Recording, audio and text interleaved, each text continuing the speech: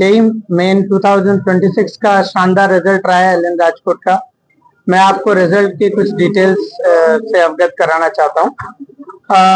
हमारा स्टूडेंट निमय पुरोहित all Gujarat topper रहा है with 100 percentile score and all India rank 16।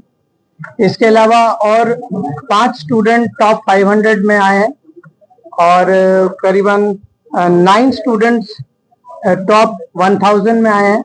34 students 99 percentile से ज्यादा उन्होंने अचीव किया है और almost more than 100 students have qualified, उन्होंने क्वालिफाई किया है जेई मेंस और वो जेई एडवांस के लिए क्वालिफाई कर गए।